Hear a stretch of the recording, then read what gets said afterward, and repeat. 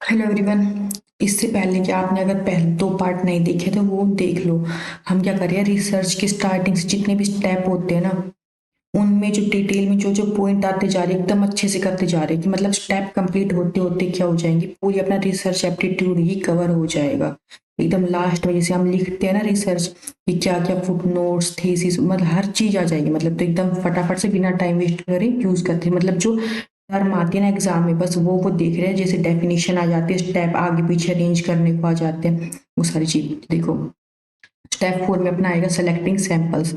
अब सैंपल्स की सबसे पहले ये क्या होती है डेफिनेशन की, एक छोटा सा साइज स्मॉल, हमारा क्या होता है हम सैंपल लेते हैं, डाटा लिखते हैं स्मॉल एरिया का। देखो a sample may be defined as a representative subset or cross section of the population in miniature. Miniature क्या है, उसकी छोटी फॉर्म है पूरी पॉपुलेशन की। ठीक है, तो ये हो गया अपनी डेफिनेशन, बाई चांस आ जाए पूछने को तो। फिर ये आगे देखो इसके मेन बेनिफिट्स क्या होते हैं कि जो हमारी कॉस्ट है ना, एक तो हम पूरी जाके कंप्लीट पॉपुलेशन की स्टडी करें, उसमें हमारी ज्यादा कॉस्ट टाइम सब कुछ ज्यादा लगेगा ना, तो वो हमारा इसमें कम हो जाएगा।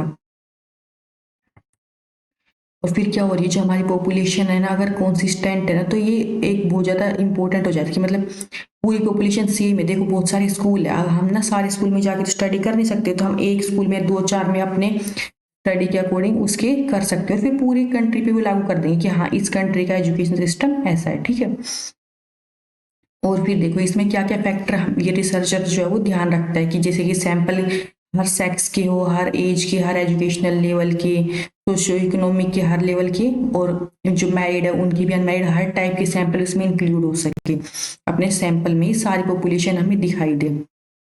फिर इसमें फैक्टर्स आ जाते हैं। देखो एक तो सैंपल साइज, सैंपल साइज क्या होगा, जितना हम बड़ा सैंपल साइज रखेंगे ना उतनी हमारी मेज जो स्टडी है उसमें एक्यूरेसी आएगी। और फिर वेरिएशन के बाद जितनी ज़्यादा कंसिस्टेंसी रहेगी ना, उतनी हम मोर कॉन्फिडेंट हो जाएंगे हमारे डाटा के, मतलब देखो सेम ही निकल के आ रहा है।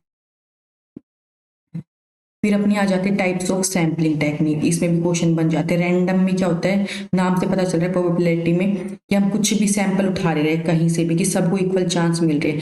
कहीं से भी आप जाके स्टडी कर लो, मतलब आप किसी गांव में स्टडी करने चाहते हो, आप गांव के किसी भी कोने में जाके किसी भी घर से आप स्टडी कर रहे हो, ये हो गया एकदम रैंडम सैंपल।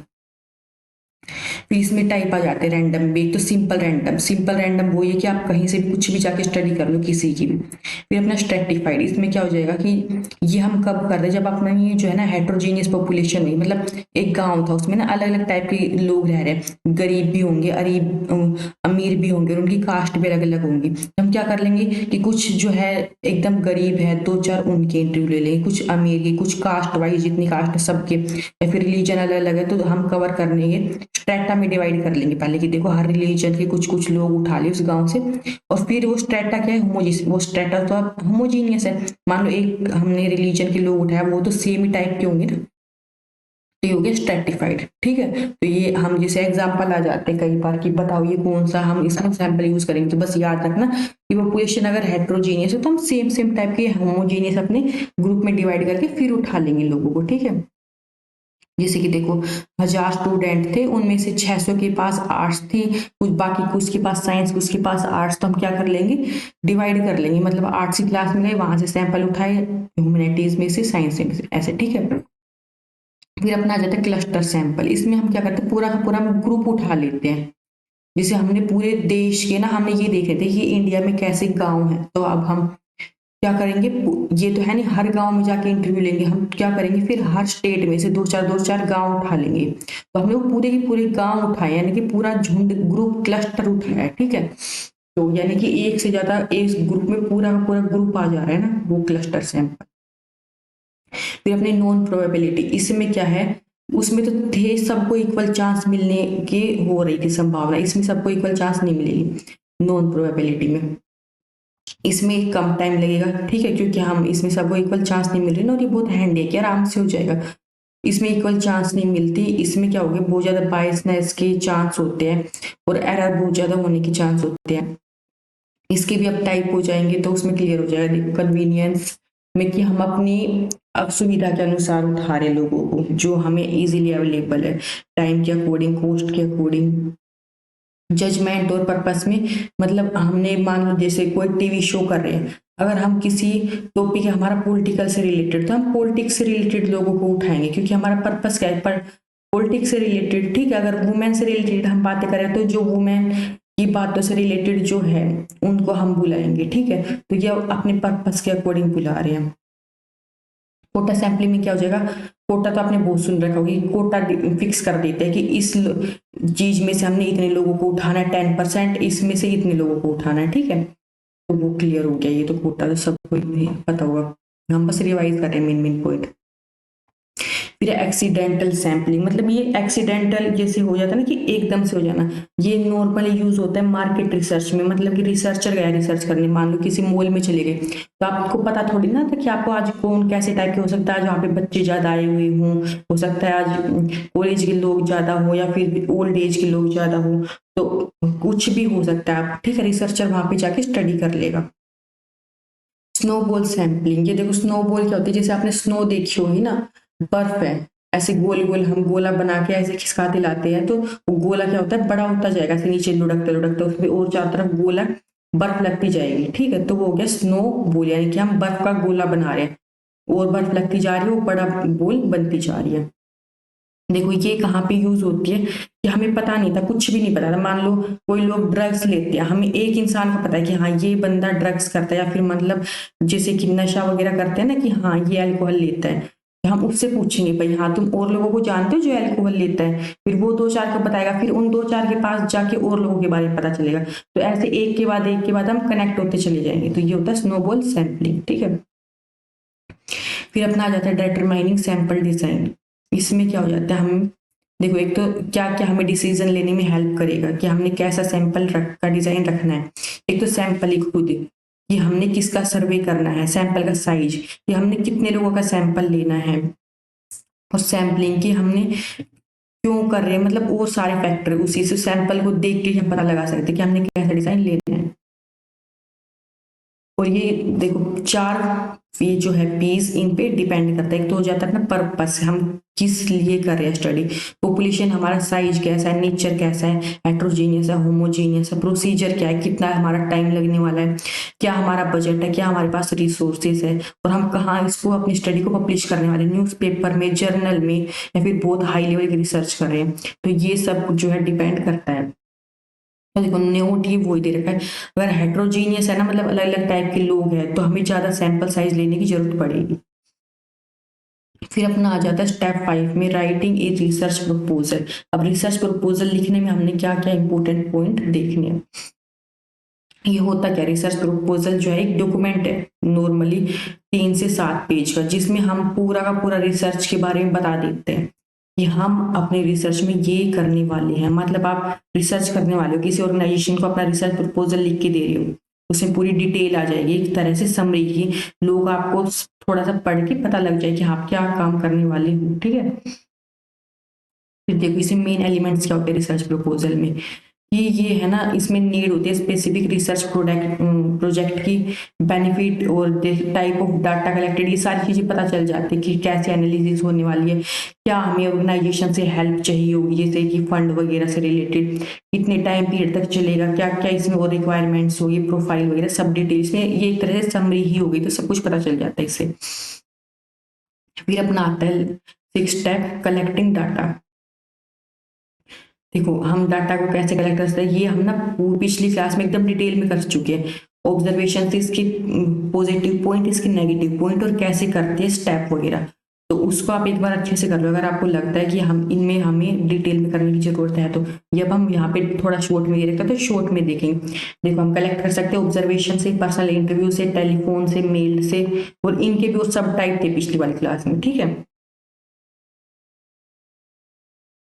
देखो यहाँ पे हाँ, और शेड्यूल से भी दे सकते हैं, शेड्यूल यहाँ पे क्या बता रखा है, एक ना इसमें भी क्वेश्चंस होते हैं, सेट होते हैं, जो एनिमरेटर्स होते हैं ना, वो अपने जो हमें क्वेश्चंस का रिप्लाई मिलता जा रहा है उसके अकॉर्डिंग और क्वेश्चन पूछते जा रहे हैं। फिर अपना आ गया step 7 processing and analysing data.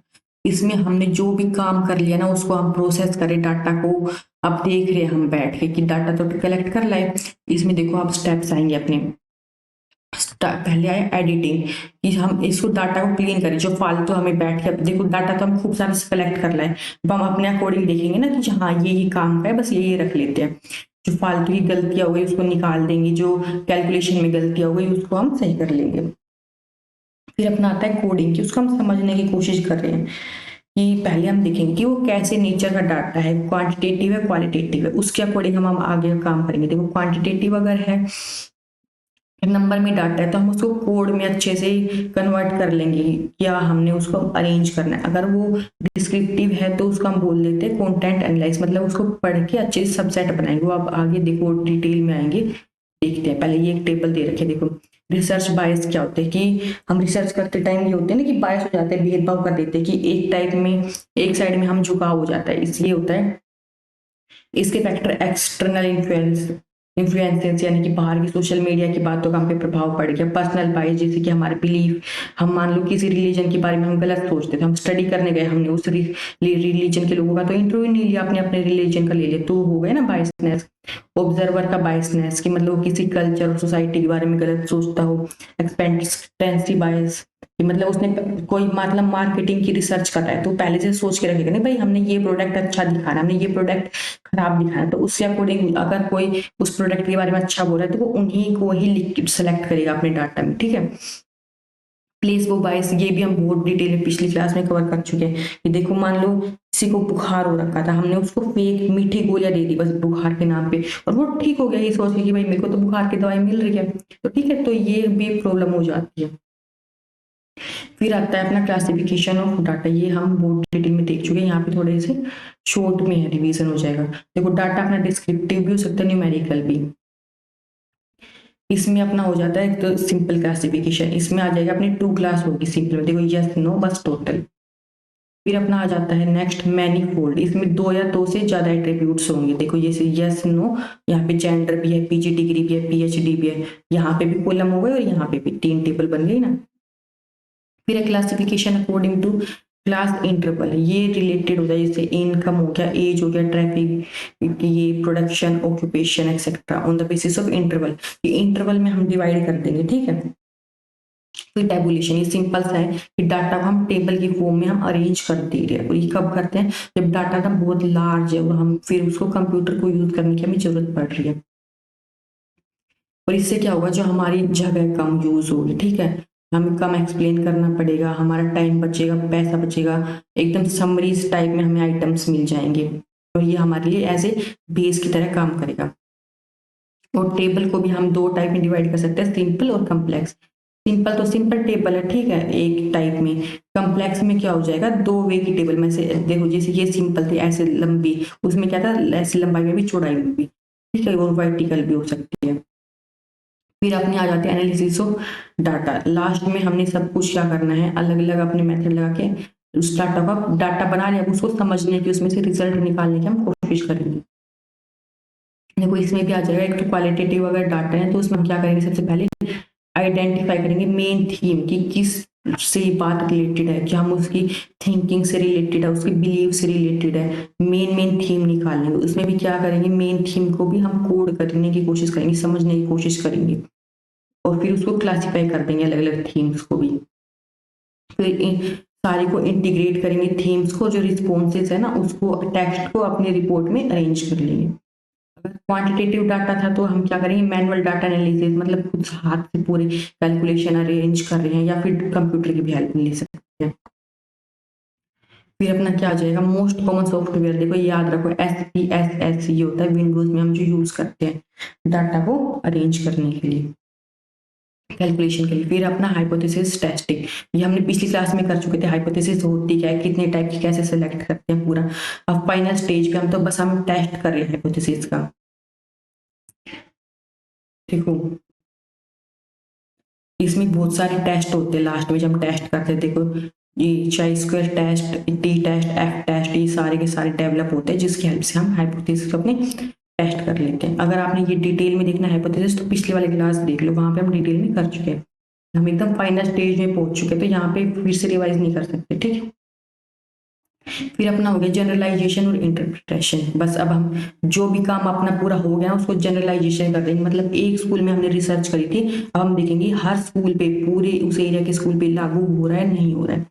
ठीक है, अब हम अपनी एकदम मेन थ्योरी बना लेंगे। अगर रिसर्चर ने स्टार्टिंग में हाइपोथेसिस नहीं बनाई थी ना, तो वो अपनी फाइंडिंग की बेस के ऊपर भी पूरी थ्योरी बना सकता है।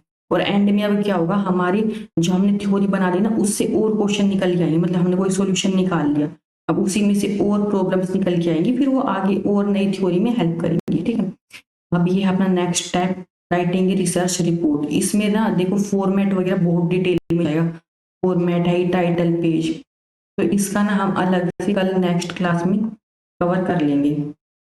देखो ये बहुत डिटेल में है, तो ये बेटर है कि हम अपनी अलग क्लास में कर लें। फॉर्मेट है, स्टाइल है, ये कितनी स्टाइल, तो जैसे अगर आपने सिर्फ ये रिवाइज करना होगा ना, किसी किसी को इसी में बस प्रॉब्लम होती है, तो वो हम अलग से कल क्लास में देख लेंगे। ऐसे करके हमारी एकदम डिटेल में सारे टॉपिक क्लियर हो गए। अगर आपने कोई फीडबैक या सजेशन देनी है तो आप प्लीज कमेंट में दे सकते हो, इससे थोड़ी ना मोटिवेशन हो जाएगी कि आगे हमने हाँ कंटिन्यू करना नहीं करना। और इस टॉपिक से रिलेटेड ना पहले एमसीक्यूज ये पूरे कवर कर चुकी हूँ, अगर आपने एमसीक्यू करने हैं तो आप सीधे वो देख लो। और प्लीज सब्सक्राइब कर लो, अब तक नहीं किया तो अपने फ्रेंड्स को शेयर कर दो। Thank you.